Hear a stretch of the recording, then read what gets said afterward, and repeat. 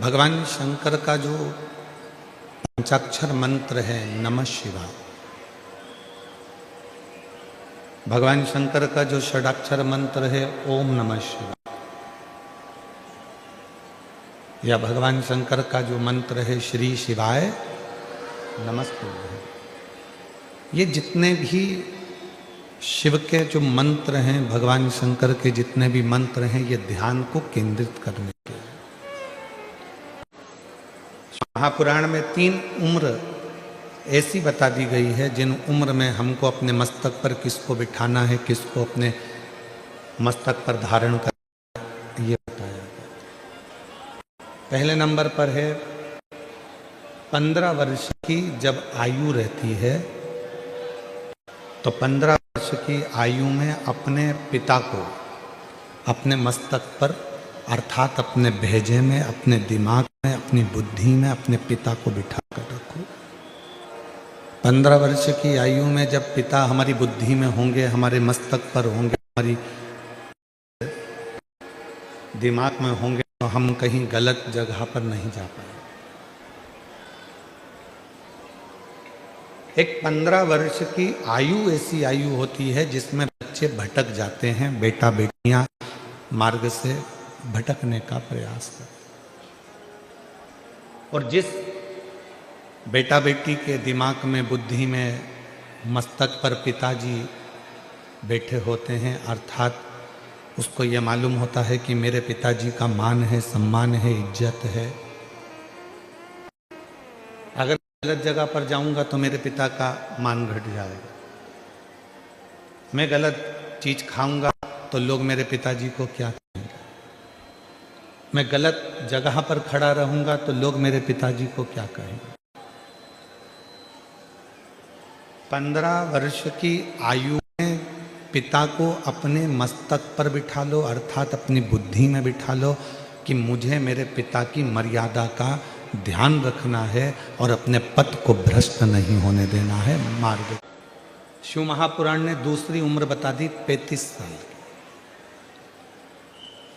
कि जब 35 वर्ष की उम्र हो, शादी हो जाए, बच्चे हो जाएं, तब हमें अपने मस्तक में किसको बिठाना है, तो कहा अपनी औलाद को, अपने बच्चों को, अपना बेटा बेटी को अपने सिर पर, अपने मस्तक में, अपनी बुद्धि में, अपने विचारों में बिठा, अपने दिमाग में अपने बेटा बेटी को बिठा लो कि अब मैं 35 साल का हो गया हूँ, मेरे घर में एक बेटे ने, मेरे घर में बेटी ने जन्म ले लिया है। अगर मैं नशा कर आऊँगा तो लोग मुझसे तो कम मेरे बच्चों से ज़्यादा कहेंगे कि तेरा बाप नाली में पड़ा हुआ था, तेरा पिता गंदी जगह पर। तुम्हारी उम्र फिर 55 वर्ष की हो, 65 वर्ष की हो, 75 वर्ष की हो, तो अपने गुरु को अपनी बुद्धि में बिठा लो कि अगर मैं इस अवस्था में गलत कार्य करूंगा तो मेरे गुरु को कैसे मुख दिखाऊं। मत पूरे कर्म कर बंदे वरना पछताएगा, भगवान की आंखों से तू बच नहीं पाएगा, तू बच नहीं पाएगा। अपनी जिंदगी में, अपने जीवन में आप कितना श्रेष्ठ कर्म कर रहे हैं, तो शिव पुराण कह रही है कि 15 वर्ष की आयु में पिता को दिमाग में बिठा कर रखना, 35 वर्ष की आयु में अपने बच्चों को दिमाग में बिठा कर रखना, और 55, 65, 75 की आयु में आप अपने गुरु को अपने दिमाग में बिठा कर रखना, तो कभी गलत मार्ग पर नहीं जाओगे, कभी गलत मार्ग पर नहीं पहुंचोगे। शिव महापुराण की कथा में भगवान गणेश जी का पवित्र चरित्र आता है, और भगवान श्री गणेश जी महाराज का चरित्र कहता है कि भगवान श्री गणेश जी महाराज ने अपने बुद्धि में, अपने विवेक में भगवान श्री शिव जी को बिठा कर रखा। दुनिया के लोग कहते हैं कि बुद्धि के देवता भगवान श्री गणेश जी महाराज हैं, पर कोई तुमसे पूछे कि बुद्धि के देवता को बुद्धि का देवता बनाने वाला कौन है, तो आपको उत्तर देना पड़ेगा कि उनको बुद्धि का देवता बनाने वाला केवल एक है।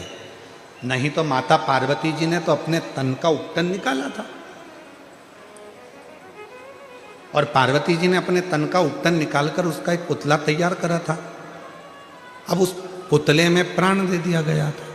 पार्वती मैया ने अपने तन के उपटन से भगवान श्री विनायक को प्रकट किया, भगवान श्री गणेश जी महाराज को प्रकट किया और प्रकट कर कर दरवाजे पर ले जाकर बिठा दिया कि अंदर किसी को मत आने देना। परंतु भगवान शंकर उस दरवाजे पर आ गए और भगवान शंकर ने भगवान विनायक की उसी दरवाजे पर 3 परीक्षा ली।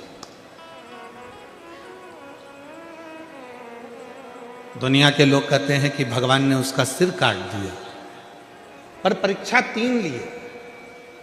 भगवान श्री शिव जी ने, भगवान शंकर ने 3 परीक्षा ली। और वो 3 परीक्षा, पहले नंबर की परीक्षा ली बालक से कि बालक तुम कौन हो। तो बालक ने कहा मेरी माता अंदर स्नान कर रही है, मैं उनका पुत्र हूं। बालक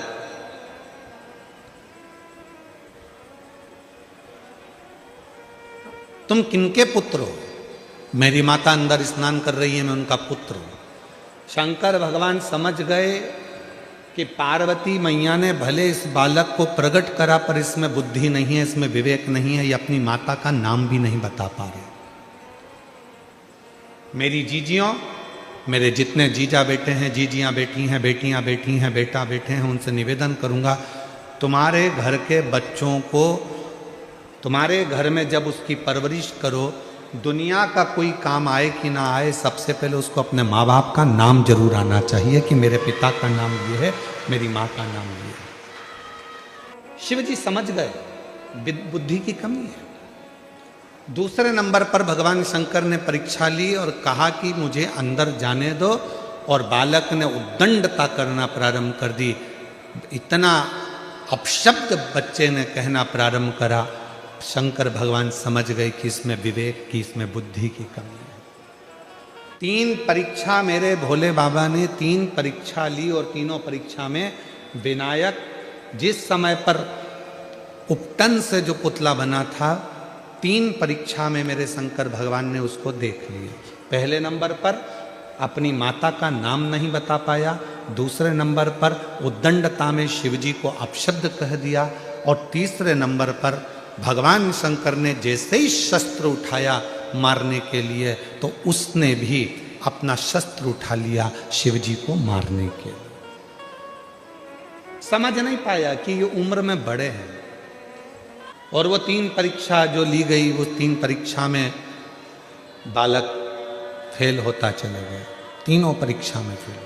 और जब 3 परीक्षा में बालक फेल हो गया, तब शिव जी को लगा कि इसको बुद्धि देना मेरा काम है, अब इसको बुद्धि प्रदान करना मेरा काम है। दुनिया के लोग कहते हैं भगवान श्री गणेश जी महाराज बुद्धि के देवता हैं। शिव महापुराण की कथा कहती है कि गणेश जी महाराज को भी अगर बुद्धि प्रदान कर रहे हैं तो वो मेरे देव अधिदेव महादेव प्रदान कर रहे हैं, मेरे शिव। मेरी जीजियों, मेरे जीजाओं, मेरी बेटियों, बेटाओं, मेरी बुजुर्ग माँ बाप, याद रखना, शंकर जी के मंदिर में अगर तुम्हारा बच्चा बाल्य अवस्था से 1 लोटा जल लेकर शंकर जी के मंदिर में जल चढ़ाने जा रहा है, तुम्हारे बच्चे में अगर विवेक भी नहीं है, बुद्धि भी नहीं है, तो एक ना एक दिन जल चढ़ाते चढ़ाते मेरे शंकर भगवान उसको इतना विवेकी, इतना बुद्धि वाला बना देंगे कि वो दुनिया में आगे बढ़ता चलेगा। अब आपको क्या सिखाना है अपने घर के बच्चों को कि तुम जाओ शंकर जी के मंदिर में 1 लोटा जल चढ़ाओ, शिव जी के मंदिर में जाओ 1 लोटा जल चढ़ाओ। क्यों? क्योंकि हमारे बच्चे को विवेकवान अगर बनाना है तो शिव की शरणागति बहुत जरूरी है। कितना सुंदर कहा है। एक बार माता सरस्वती भी अपने स्वरों को भूल गई थी। एक बार माता सरस्वती ने भी अपने स्वर छोड़ दिए थे, स्वर भूल गई थी। श्री शैलम पर पहुंची और श्री शैलम पर पहुंचकर नटराज भगवान शंकर की आराधना करना प्रारंभ करी। और जैसे ही नटराज भगवान शंकर की आराधना करना प्रारंभ करी तो भगवान तुमरुका जी प्रकट हुए और तुमरुका जी को शिव जी ने कहा, माता सरस्वती कुछ चाहती हैं, तुमरुका जी ने कहा, उनके स्वर उनको चाहिए, उनका गायन उनको चाहिए, उनका नृत्य उनको चाहिए, उनका संगीत उनको चाहिए। तब भगवान शंकर ने माता वीणा वादनी जी को भी, माँ बागेश्वरी को भी, माँ सुंदर वीणा वादनी को भी, माँ सरस्वती को भी मेरे शंकर भगवान ने स्वर प्रदान कर दिए थे। ऐसे मेरे देवाधिदेव महादेव सरस्वती को भी स्वर प्रदान कर देते हैं, जो गणेश जी को बुद्धि प्रदान कर देते हैं, जो गणेश जी को रिद्धि सिद्धि प्रदान कर देते हैं, और दुनिया का सुख देने के लिए गणेश जी को शुभ लाभ दे देते हैं, अमोद प्रमोद दे देते हैं, और दुनिया को शीतलता देने के लिए संतोष रूपी धन संतोषी भी प्रदान कर देते हैं। वो शिव। एक प्रसंग और मिलता है बुद्धि का, शिव महापुराण में एक प्रसंग बुद्धि का और मिलता है, बड़ा सुंदर प्रसंग है। एक संत ने, जो शंकर जी की आराधना करने वाले थे, साधना करने वाले थे, ऐसे एक संत ने संकल्प ले लिया था, 1 वर्ष तक झूठ नहीं बोलूंगा, सत्य पर चलूंगा, अपनी जिंदगी को सत्य में निकालूंगा, सत्य पर चलूंगा, सत्य से वर्णन करूंगा, सत्य। तपस्वी संत बैठ गए, तब साधना करने के लिए साधना में डूब गए। तपस्वी से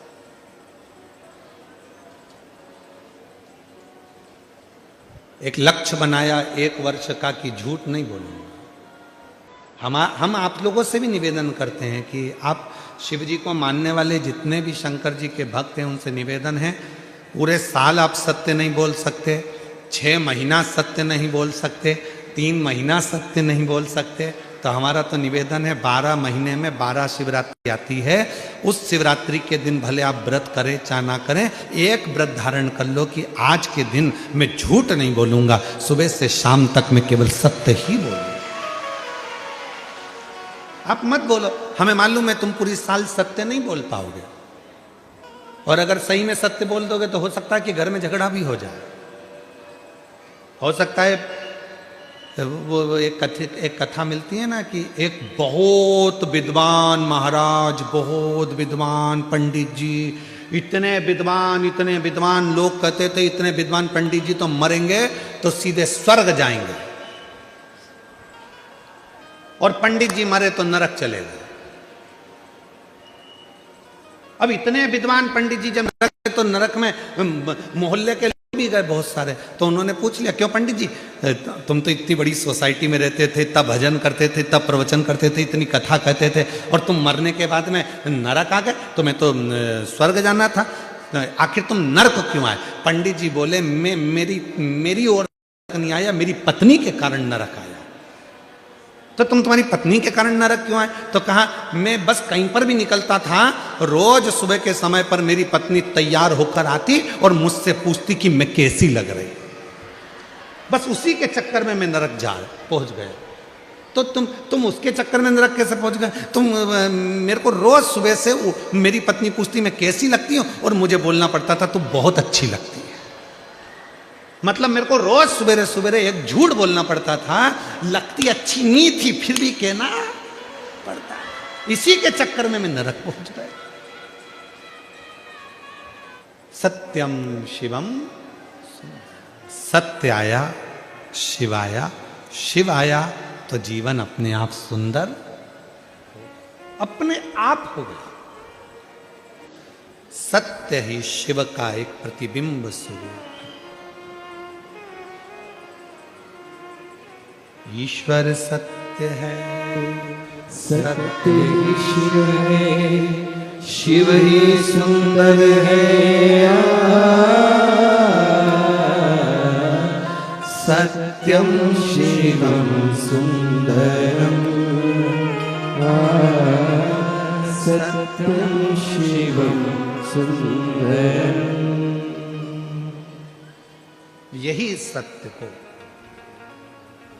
एक संत ने अपने अंदर ये बात उतार ली कि 1 साल तक मैं सत्य बोलूंगा, झूठ नहीं बोलूंगा। एक वन में बैठकर तपस्या करने के लिए वो संत बैठ गए, कसाई के हाथ से गाय छूट गई और वो गाय भागी वन में। संत बैठे थे, कसाई दौड़कर पहुंचा, संत से पूछा, क्यों बाबा यहां से गाय निकली थी, तुमने देखी? अब संत चक्कर में पड़ गए।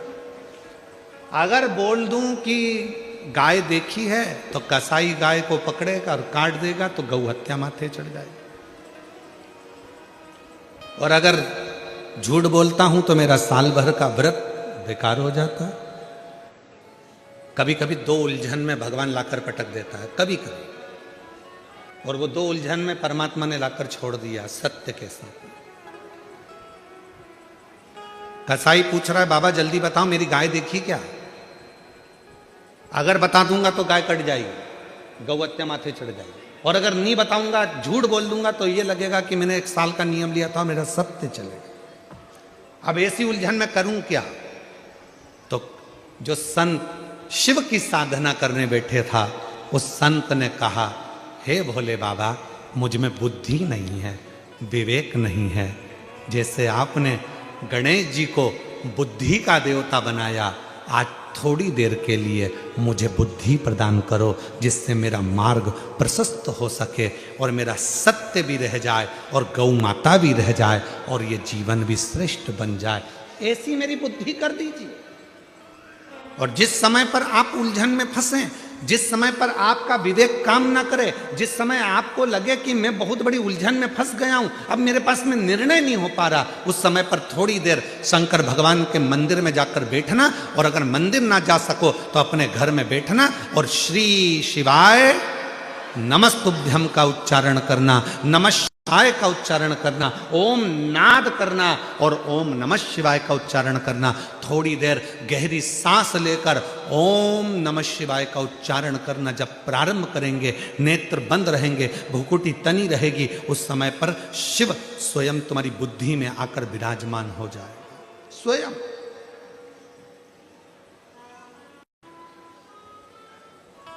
लंबी श्वास के साथ में जब ओम का नाद निकलता है, ओम का नमः,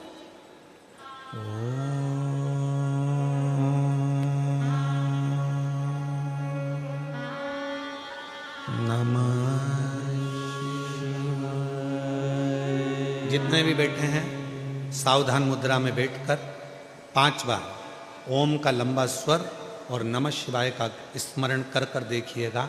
नेत्र थोड़े से बंद रहेंगे, भुकुटी में आपका ध्यान रहेगा, मस्तक के केंद्र बिंदु ब्रह्मांड में आपकी बुद्धि जाएगी और आप शिव से ये आह्वान करेंगे कि मुझे अच्छी बुद्धि, अच्छा विवेक दीजिए, मुझे ऐसा बुद्धि और ऐसा विवेक दीजिए कि जिंदगी में मैं कभी धोखा ना खाऊं, किसी के दरवाजे पर जाकर मुझे मांगने की जरूरत ना पड़े, जो मिले तेरे दरवाजे से मिले। शिव तेरी साक्षीकरण मेरे ब्रह्मांड के केंद्र बिंदु में हो, ऐसा स्मरण कर कर सावधान मुद्रा में ओम का लंबा नाद, साथ में नमः शिवाय का स्मरण।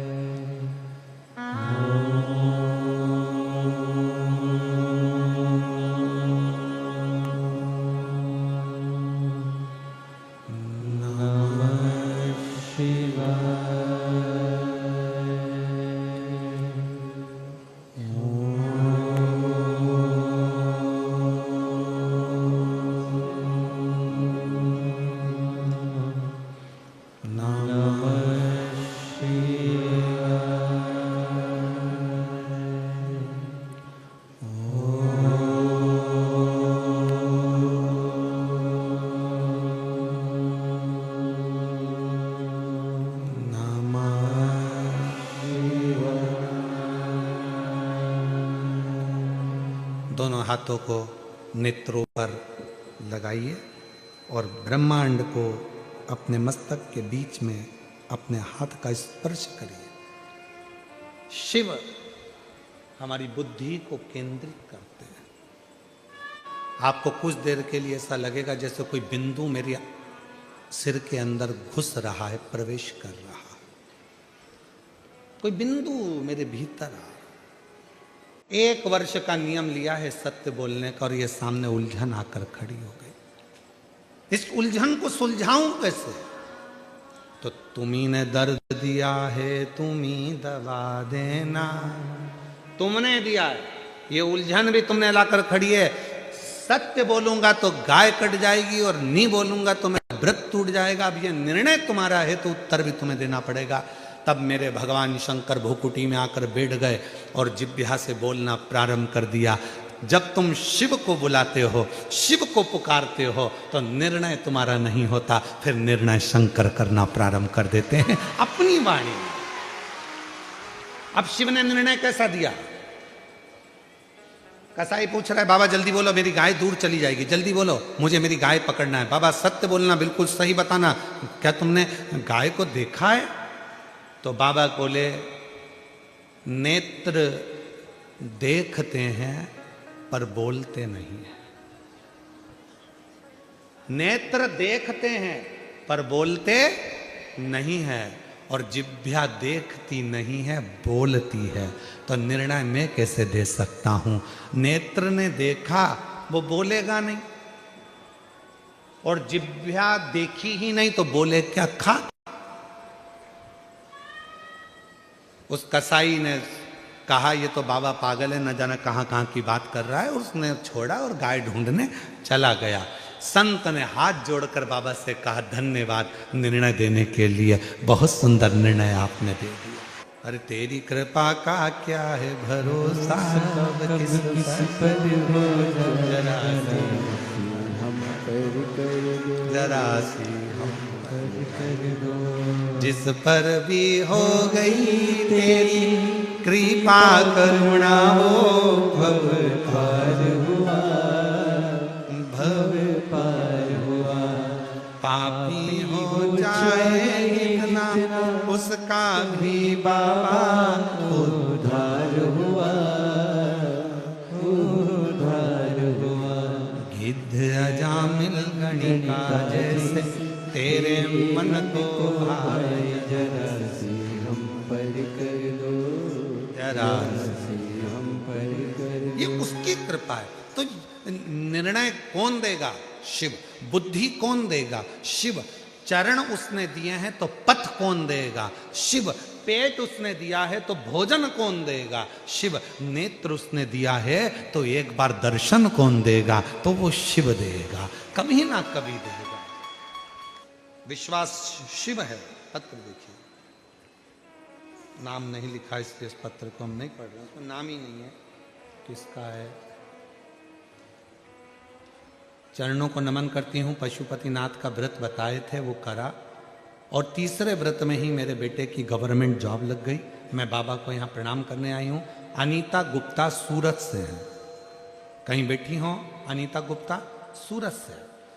मेरे बेटे का गवर्नमेंट जॉब लग गया है, मैं बाबा को यहाँ प्रणाम करने के लिए आई हूँ। एक पत्र और बड़ा सुंदर है।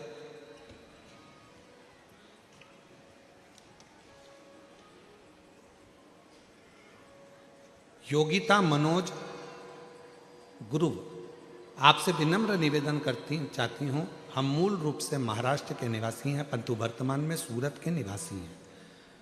बाबा, कई वर्षों से संतान नहीं थी, दवाइयाँ ली, सारे उपचार कराए, गोदी भरवाई, पर संतान का सुख नहीं आया। कहीं बैठी हो योगिता मनोज गुरु, तो आ सकती हैं बेलपत्र लेने के लिए, और बच्चे आए हों तो उनको भी ला सकते हैं। कई वर्षों तक संतान का सुख नहीं हुआ, तब आपके अनुसार हमने सीहोर के कंकर शंकर मंगवाकर प्रतिदिन उसका पूजन किया, जल का सेवन किया, पशुपतिनाथ का व्रत किया, उपवास रखा, आपके तुमरुका जी नाम स्मरण करते हुए सफ़ेद आंकड़े की जड़ शंकर जी के मंदिर में जाकर बांधी। इन सभी उपायों को हमने पूरे वर्ष तक निरंतर श्रद्धा नियम के साथ किया, और बाबा ने ऐसी कृपा कर दी कि 22 जुलाई 2024 को शिव की कृपा से मेरे घर में जुड़वा 2 पुत्रों ने जन्म लिया।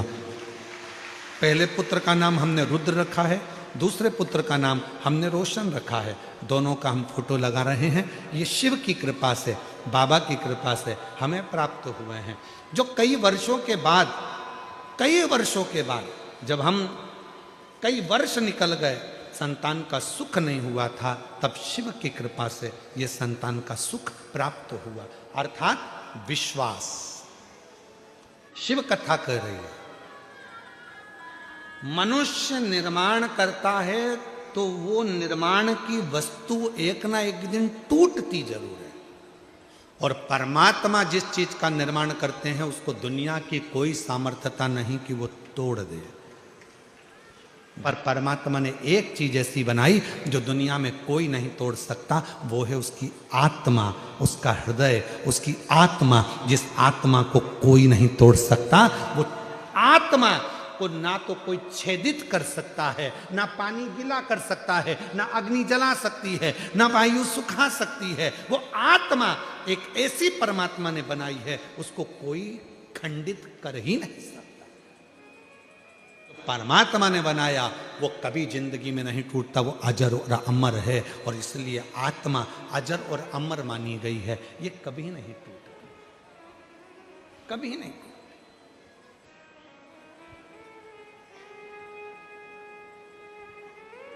पार्वती जी ने एक बार शिव जी से पूछ लिया था, आप जब इस आत्मा को अमर कर सकते हो, आत्मा को नहीं टूटने देते हो, तो क्या आप अपने भक्तों को भी कभी टूटने नहीं देते हो? शिव जी ने वचन दिया, सुनो पार्वती, जो मेरा ध्यान करता है, जो मुझे भजता है, मेरा स्मरण करता है, उसको दुनिया में कभी मैं टूटने नहीं देता। उसको इतना मजबूत कर देता हूं कि वो प्रखर हो जाता है, प्रबल। बस वो विश्वास मुझ पर करे, वो भरोसा मुझ पर करे।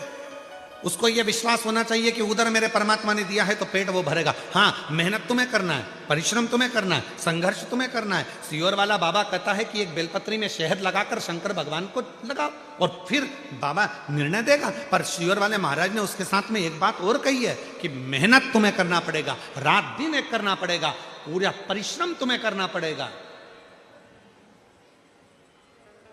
पूरा परिश्रम तुम्हें करना पड़ेगा, तब तुम्हारा रिजल्ट जो आएगा वो तुम्हारे पक्ष में आएगा। शिव महापुराण की कथा कहती है, मेरा भोले बाबा शमशान का निवासी है, और शंकर भगवान को यदि तुम एक लोटा जल चढ़ाकर उसका जल लाकर अपनी दुकान, फैक्ट्री, घर में छीट रहे हो, तो किसी की सामर्थ्यता नहीं कि तुम्हारे घर पर या तुम्हारी दुकान पर कोई टोना हो जाए, कि टोटका हो जाए, कि कोई तुम्हारे यहाँ काला जादू करे। किसी की सामर्थ्यता नहीं है कि कोई तुम्हारे ऊपर जादू करे, कि टोना करे, कि टोटका करे। शिव के पास सब है। शिव महापुराण की कथा वर्णन कर रही है, श्रेष्ठ बुद्धि को भी अगर हमको चाहिए तो हमें शिव की आराधना करना। कोई कोई बच्चे ऐसे रहते हैं जो जन्म लेने के बाद उनका शरीर का विकास नहीं होता, मुख में से राल टपकती रहती है, पलंग पर सोए रहते हैं, हिलते नहीं, शरीर उनका काम नहीं करता, उसको गोदी में रखना पड़ता है, ले जाना लाना पड़ता है। उसको अपनी इंद्रियों का भी ध्यान नहीं रहता कि उसको वॉशरूम आई है, कि उसको कुछ खाना है या पीना है या कुछ, उसको सुध नहीं। उन बच्चों के लिए भी शिव महापुराण में एक बड़ा सुंदर सा प्रसंग आता है। अगर आपकी कॉलोनी में, आपकी सोसाइटी में, आपके मोहल्ले में, आपके आसपास के क्षेत्र में इस तरह के अगर बच्चे रहते हैं, तो उनके माँ बाप को चाहिए कि शिव को, भगवान शंकर को जो बेल होता है, बेल देखा है आप लोगों ने? इधर सूरत गुजरात में क्या बोलते हैं? बेला ही बोलते हैं। तो बेला का जो फल होता है, उस फल के अंदर का जो गुर्दा होता है, उस गुर्दे को सुखाकर उसको बाद में जलाकर उसकी भस्म अच्छी पीस कर तैयार करो, और जिस दिन सोमवार की अष्टमी हो, सोमवार के दिन अगर अष्टमी की तिथि पड़ जाती है या अष्टमी के दिन सोमवार पड़ जाता है, तो उस दिन देवाधिदेव महादेव को अगर मंदिर में आप वो भस्म नहीं चढ़ा सकते तो घर में ही उस बाबा को थोड़ी सी चुटकी भरकर भस्म, वो जो बेले की भस्म बनाई है वो शिव को समर्पित कर दो। उसी भस्म को निकालकर उठाकर जो डब्बी में ज़्यादा भस्म है उसी में उसको डाल लो और उस भस्म को बिल्कुल पिसी बारीक एकदम महीन भस्म को, जो बच्चा राल टपकाता है या उसका शरीर का विकास नहीं होता है, शरीर कमज़ोर है, वो उठ नहीं सकता, बैठ नहीं सकता, इंद्रियों का भान नहीं रहता, उस बच्चे को यदि थोड़ी थोड़ी भस्म प्रदोष समय के पहले, प्रदोष काल के पहले, शाम के समय के पहले अगर उस भस्म को थोड़ी सी मात्रा में, जरा सी मात्रा में अगर उसकी जिह्वा पर लगाया जाए तो धीरे धीरे उसकी इंद्रियां काम करना प्रारंभ कर देती है। इंद्रियां काम करती हैं। डॉक्टर का भी इलाज करवाओ, डॉक्टर को भी दिखाते रहो, क्योंकि डॉक्टर शिव का एक रूप मानते हैं शिव पुराण में, और साथ में शिव जी पर भरोसा भी करो, विश्वास।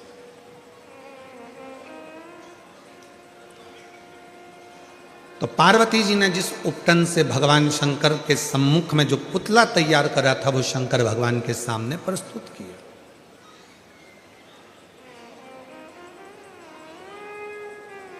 और जब वो पुतला देखा गया तो शिव जी ने उसकी परीक्षा ली।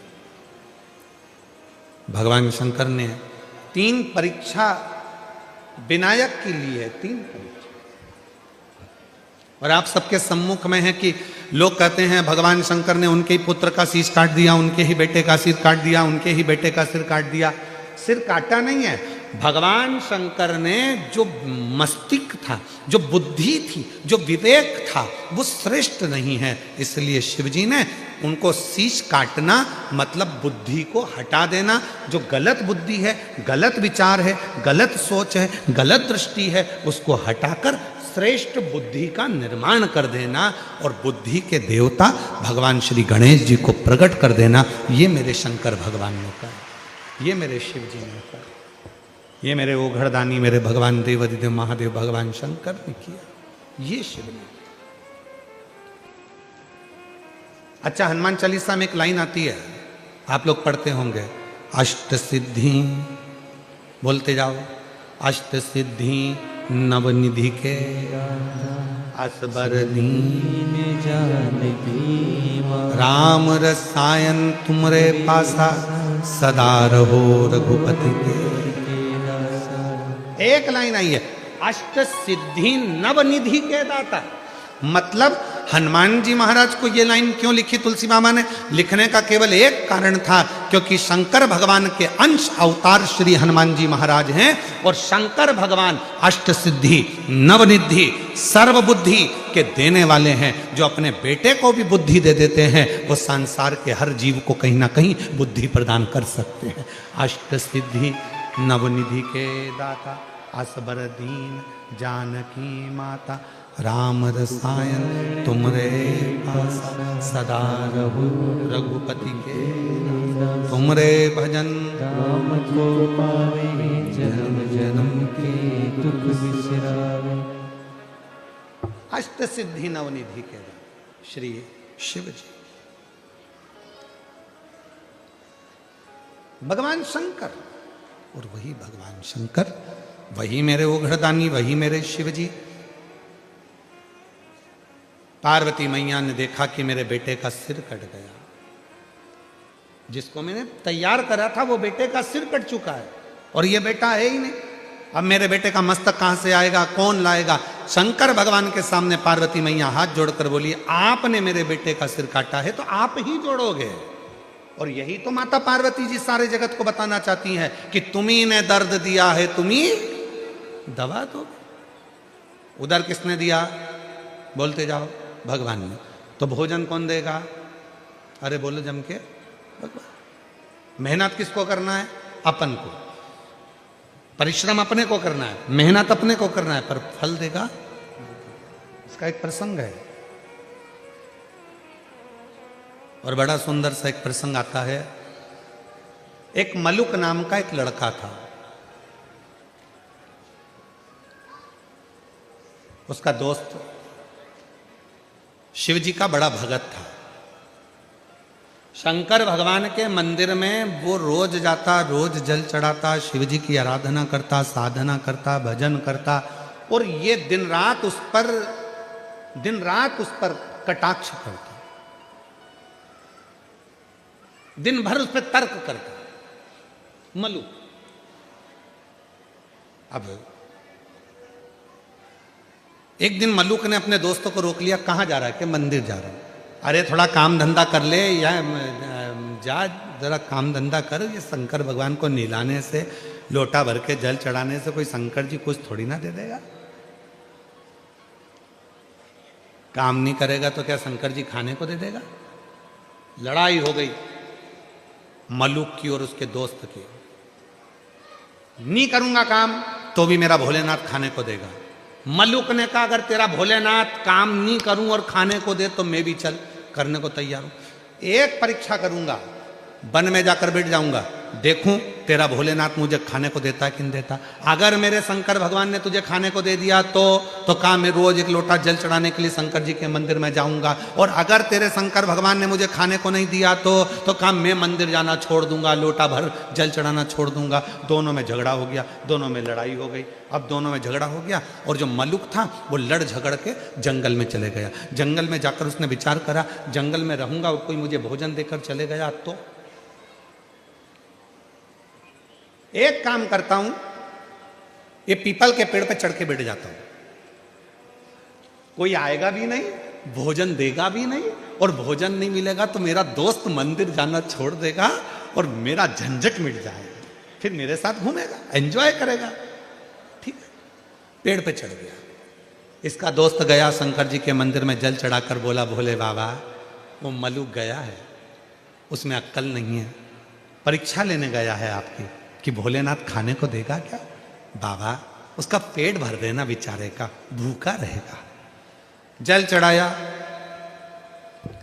और जैसे ही जल चढ़ाया शंकर भगवान को और दोस्त घर पर आया, आने के बाद तुरंत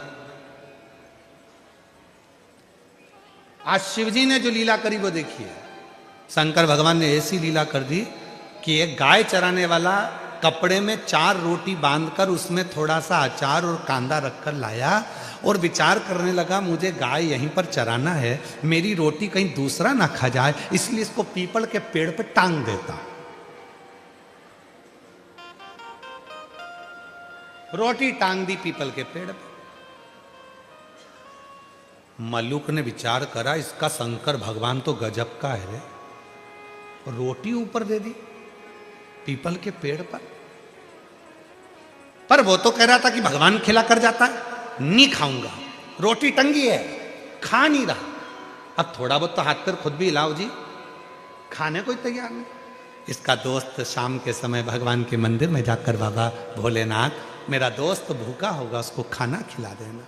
शंकर भगवान ने डमरू का नाद करा, 4-6 डाकू घोड़े पे बैठकर धड़ धड़ धड़ धड़ आ गए पीपल के पेड़ के नीचे। जैसे ही थोड़ी देर उन डाकुओं ने आराम करा, उसमें से एक थोड़ा सा विश्राम करा। उसने कहा, सरदार बहुत भूख लग रही है, कहीं से माँ जगत जननी जगदम्बा खाना दे दे तो पेट भरा जाए। इतने में दूसरा बोला, अरे देखो पेड़ के ऊपर रोटी टंगी है, जल्दी उतारो खाते हैं। और जो पेड़ पे से रोटी उठाई और सबने मिलाकर खाने ही वाले थे, इतने में दूसरा बोला, एक भी रोटी मत खाना, ऊपर पुलिस वाला बैठा है, जरूर रोटियों में नींद की गोली मिलाई होगी और पकड़ा जाएंगे तो जूते खाएंगे, इसलिए ले जाकर ये बंद कर देगा, कारागार में डाल देगा, एक रोटी मत खाना। और सबने कहा करें क्या? सरदार ने कहा, इसको नीचे उतारो। ये अपने को मूर्ख समझ रहा, नीचे उतारो, इसको नीचे उतारा, पेड़ से बांध दो, पेड़ से बांध दिया। सरदार क्या करें? सरदार बोला, ये अपने को मूर्ख समझता है, नींद की गोली मिली, रोटी हमको खिला रहा है, एक काम करो, इसकी रोटी इसी को खिलाओ। अब उसकी रोटी, अब वो समझा भगवान आएंगे खिलाने, उसको क्या मालूम था डाकू बन के आ गए। ले रोटी खाओ, के नहीं खाऊंगा। सरदार रोटी नहीं खा रहा, सरदार ने कहा मार मार के खिलाओ। दो ने इधर से दिया, दो ने उधर से दिया, मुंह में रोटी ठूस है, फिर मारे, फिर रोटी, फिर मारे, फिर रोटी, लाल नीला पीला कर कर रोटी खिलाकर और पूरे रस्सी खोल दिए और डाकू चले गए। ये शाम को पिटा पिटाया, दुचा दुचाया, कबाड़ खाने के कबाड़े जैसा। रास्ते में से लंगड़ाता जा रहा था। इसका दोस्त मंदिर से आ रहा था। उसने पूछा, क्यों भोलेनाथ जी मिले थे? इतने में मलुक बोला, तेरा भोलानाथ नहीं खाओ तो मारता भी था, नहीं खाओ तो मारता। तब मलुक ने, वो मलुक नहीं रहे, तब वो मलुक दास बन गए और उन्होंने पद लिखा, अजगर करे ना चाकरी, पंछी करे ना काज, दास मलु का कह गए, सबके दाता राम। कोई कुछ ना करे तो भी वो पेट भर कर जाता है, वो मेरा देव अधिदेव महादेव, वो शिव, वो मेरा राम, वो मेरा कृष्ण, वो मेरा शंकर, वो मेरा दत्त, वो मेरी माँ आद्य शक्ति जगत जननी दुर्गा भवानी है, वो मेरा हरि विठल पांडुरंगा है, जो सबका पेट भर रहा, सबका। एक पत्र है, पहले एक बेटे का फोटो देखिए। इस बेटे का फोटो देखने के बाद फिर पत्र पढ़ते हैं। गुरुदेव, मैं एक नाथ गोरवे, गुरुदेव मैं नंदुरबार से हूँ। बाबा कृपा से ऐसी हुई गुरुदेव, 14/1/2024 के दिन मेरा लड़का और उसके दादाजी साथ में नंदुरबार शहर में गए थे। गाड़ी से जाते जाते सामने से एक पतंग का डोरा आ गया और पतंग के डोरे के कारण मेरा लड़का जो आगे बैठा था, उस डोरे से मेरे लड़के का गला कट गया। लड़के का गला कटा, डोरा लगते ही हम उसको तुरंत डॉक्टर के पास लेकर भागे। तब डॉक्टर ने उसको मृत घोषित कर दिया। मेरा लड़का मर गया। गुरुदेव, डॉक्टर के हिसाब से लड़का मर चुका और मरने के बाद हमने उसका जो क्रम था वो कर दिया। सारे घर के लोग बोले अब बच्चा नहीं। फिर डॉक्टर को दिखाया तो डॉक्टर ने कहा तुम कभी मां नहीं बन सकते, तुम मां नहीं बन पाओगे। हिम्मत हारे। कई डॉक्टरों का इलाज कराने के बाद जब हिम्मत हार कर बैठ गए, तब पहली बार कुबरेश्वर धाम जाकर वहां की मिट्टी को नमन कर कर रुद्राक्ष उत्सव में पहुंचे। हमने सुना था रुद्राक्ष महोत्सव में जो मांगा जाए बाबा वो देता है, अपनी बेटी को खाली हाथ नहीं भेजता। हम रुद्राक्ष उत्सव में बाबा की प्रार्थना करी। बाबा की ऐसी कृपा हुई गुरुदेव कि बाबा से संतान मांगी थी और डॉक्टर ने तो मना करा था कि मां नहीं बन सकती, पर बाबा की कृपा से मुझे मेरा बेटा जो मर गया था मुझे वापिस मेरे बाबा ने दे दिया। उसका भी मैं फोटो लगा रही हूँ, उसका भी फोटो लगा रही हूँ। जब वापिस मेरा बेटा है उसका भी, कहीं बैठी हो तो आ सकती। एक पत्र और बड़ा सुंदर है।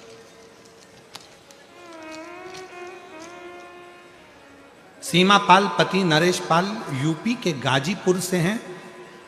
मेरी शादी 2007 में हुई थी और 2007 में बच्चे नहीं थे। 2-3 महीने हमने कई 6-7 महीने कई डॉक्टर को दिखाना करना, ऐसा सब जगह दिखाया।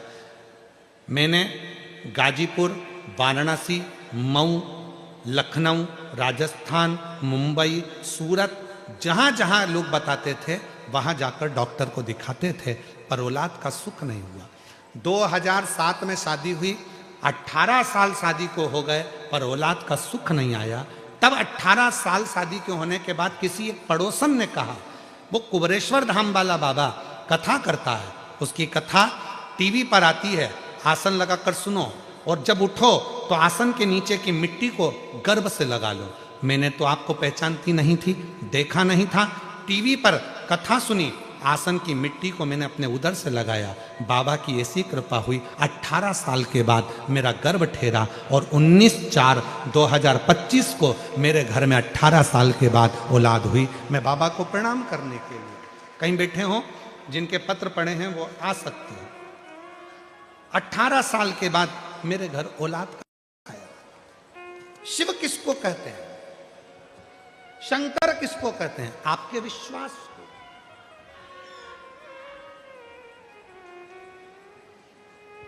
अजगर करे ना चाकरी और पंछी करे ना काज, दास मलूका कह गए सबके दाता।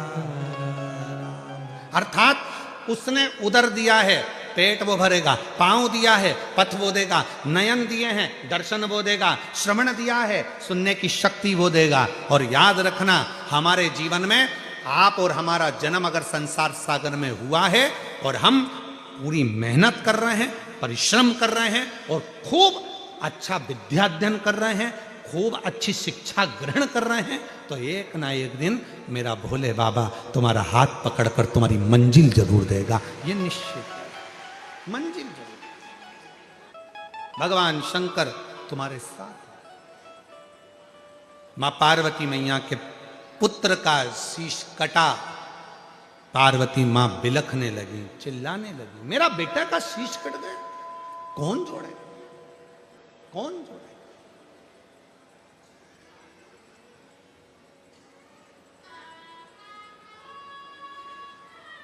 ओ मेरी सूरत की जीजियों, सूरत के मेरे जीजाओं, मेरी बेटियों बेटाओं, मेरे बुजुर्ग माँ बाप, याद रखना, विश्वास का दिखावा मत करना।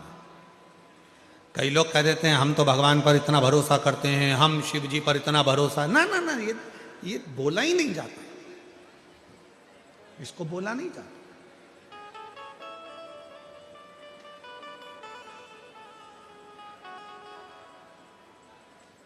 कितने भरोसे के साथ बैठे हो।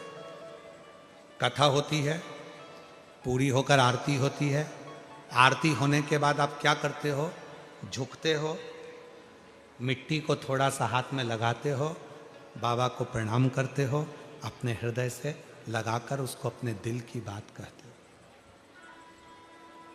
अपने हृदय। आप आए हो डमरू वाले के लिए, शिव के लिए, शंकर के लिए, ओघड़दानी के लिए, त्रिकालदर्शी के लिए, कैलाशी अविनाशी के लिए, आप उस शंकर के लिए, आप उस शिव के लिए। इसलिए आप जब उठते हो, आरती होने के बाद में जब कर्पूर गौरम होता है, कर्पूर गौरम होने के बाद में जब आप उठते हो कर्पूर गौरम होने के बाद में, तो भूमि को जब आप नमन करके अपने मन की बात करते हो, तो आप कथा सुनने के लिए नहीं, आप शंकर से अपने दिल की बात कहने के लिए आए हो। आरती होते से ही मेरा भोले बाबा आपके मन की बात को, आपके हृदय की बात को, मेरा शंभु, मेरा शंकर, मेरा त्रिकालदर्शी, मेरा कैलाशी अविनाशी, उसको स्वीकार करता है और फिर आपको सुख प्रदान करता है। आप उससे कहने के लिए, आप उसको नमन करने के लिए, आप उससे कहने के लिए।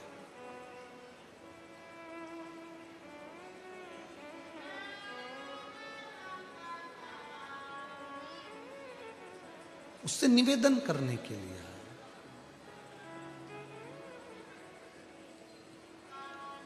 जहां वो छुपा होता है वो निकल कर एक समय सामने आ ही जाता है। जहां वो छुपा है, जहां वो छुपा, और शिव शिव है। शिव महापुराण की कथा वर्णन करती है। भगवान श्री गणेश जी महाराज के लिए गजासुर का मस्तक बुलवाया गया और विनायक के धड़ पर उस शीश को लगाया गया।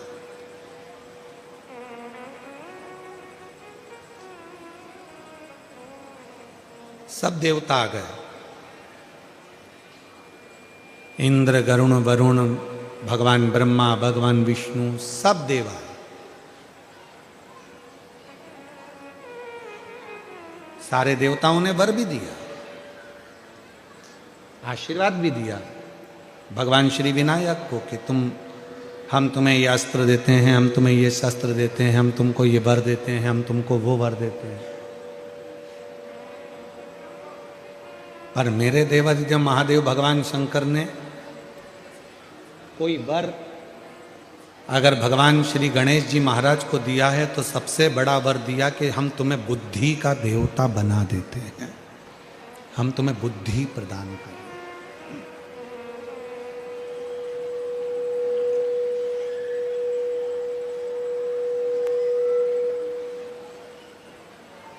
और दुनिया की सारी सिद्धियां व्यक्ति को तब प्राप्त होती है जब उसके पास में बुद्धि होती है।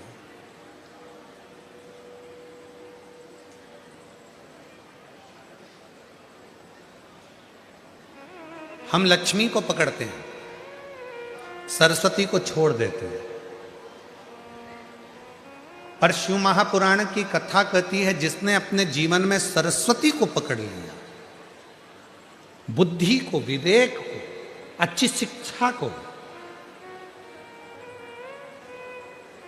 और हम फिर निवेदन कर रहे हैं इस व्यासपीठ से, जो पहले करा आज फिर कहते हैं, आपकी जितनी सामर्थ्यता है उससे दुगनी सामर्थ्यता के साथ में आपको अपने बेटा और बेटी को पढ़ाना चाहिए।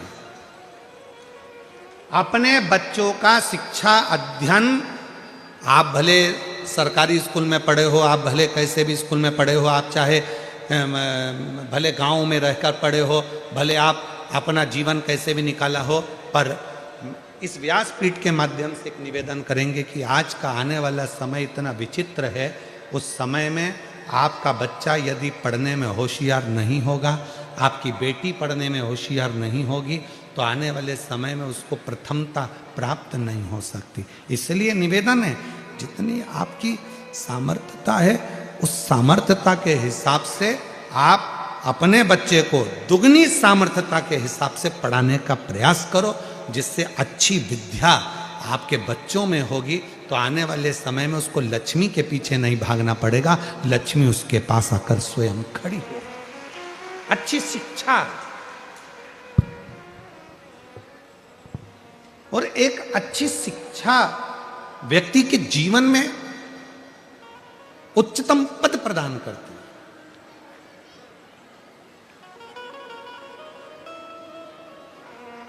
बहुत जरूरी है विवेक का होना, बुद्धि का होना। एक सुंदर प्रसंग है, देखिए, 4 इंजीनियर लगे थे। विवेक होना चाहिए, बुद्धि जरूरी नहीं है कि आप बहुत सारे पढ़ लिए तो बुद्धि विवेक बहुत सारा हो गया। थोड़ा सा मार्गदर्शन बड़ों का भी हो, गुरुजनों का भी हो, सत्संग का भी हो, संतों का भी हो, साधुओं का भी हो, तपस्वी का भी हो। 4 इंजीनियर, एक आड़ा टेढ़ा पाइप था, बिल्कुल ऐसा आड़ा फिर टेढ़ा फिर आड़ा फिर टेढ़ा, ऐसा आड़ा टेढ़ा पाइप, और 4 इंजीनियर लगे, उसमें तार डालना था और वो वायर उसके अंदर जा नहीं रहा था। 4 इंजीनियर लगे हैं, 12 दिन हो गए, पर वो वायर उस पाइप के अंदर नहीं गया। वहां से एक किसान, एक खेती करने वाला, एक कृषक रोज जाता था, पूछता था, भैया क्या बात है, आप 12 दिन से लगे हो, एक पाइप के अंदर वायर नहीं जा रहा है, आप 12 दिन से लगे। इतने में इंजीनियरों ने कहा, तुझ में तो अकल नहीं है, तू तो गांव का रहने वाला है, तुझ में क्या अकल है। हम 12 इंजीनियर, 12 दिन से हम 4 इंजीनियर लगे हैं, एक तार अंदर नहीं जा रहा, और तू रोज की रोज पूछता है, ले तू डाल के बता दे। उसने कहा, इतना छोटा सा काम अब भी कर देता हूं। किसान गया, खेत पे जाके चूहा पकड़ लाया, चूहे की पूंछ से डोरी बांधी, तार को बांधा, चूहे को पाइप में छोड़ दिया, पाइप से चूहा बाहर निकल गया, तार निकल कर बाहर हो गया। कोई जरूरी नहीं है कि बहुत पढ़ लोगे तो विद्वान बन जाओगे। जरूरी ये है कि अपने बुजुर्गों के साथ में, अपने बड़ों के साथ में, अपने मार्गदर्शकों के साथ में, विद्या अध्ययन करने के साथ में, पढ़ने के साथ में, थोड़ा थोड़ा अपने वृद्धों के पास में बैठकर, बड़ों के पास में बैठकर थोड़ा अन्य ज्ञान प्राप्त करना भी जरूरी, बहुत जरूरी। तो शिव जी ने विनायक को बुद्धि का देव बना दिया, बुद्धि का देव।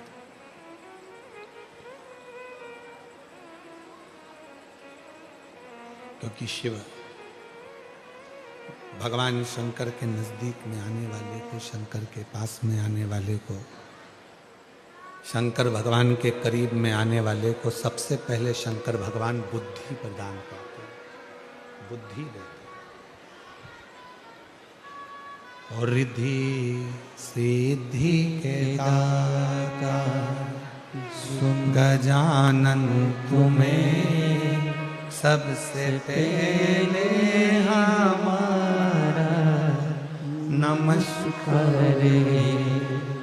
रिद्धि सिद्धि के दाता गजानन तुम्हें सबसे पहले हमारा नमस्कार रे। सबसे पहले हमारा नमस्कार रे। सबसे पहले हमारा नमस्कार रे। सबसे पहले हमारा नमस्कार रे। सबसे पहले हमारा नमस्कार रे। रिद्धि सिद्धि के दाता गजानन तुम्हें सबसे पहले हमारा नमस्कार रे। शिव के नजदीक में अगर कोई आ गया, क्या जरूरत थी माता पार्वती को भगवान विनायक को दरवाजे पर बिठाने की? जब उन्होंने उपटन से अपना पुत्र तैयार कर दिया था और माता चाहती तो अपना एक त्रिशूल उठाकर सामने रख देती। शिव जी समझ जाते कि पार्वती अंदर है और मुझे नहीं जाना है, पार्वती स्नान कर रही। क्या जरूरत पड़ी माता पार्वती को कि भगवान विनायक को दरवाजे पर खड़ा करा? क्योंकि पार्वती जी जानती थी कि मेरा ये पुत्र जो मैंने उपटन से तैयार करा है, मेरा ये पुत्र जो मैंने उपटन निकाल कर तैयार करा है, ये पुत्र में हो सकता है कि इसमें विवेक ना हो सकता है इसमें बुद्धि ना हो, पर यदि अगर मेरा पुत्र एक बार भी शंकर भगवान के सामने आकर यदि खड़ा भी हो जाएगा तो शिव इतने करुणा सागर हैं कि उसमें बुद्धि नहीं भी होगी तो भी मेरा ओघड़दानी उसको बुद्धि प्रदान कर देगा, बुद्धि दे दे।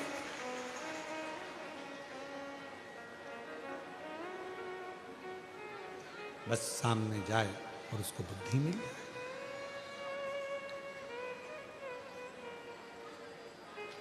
मेरी माताओं,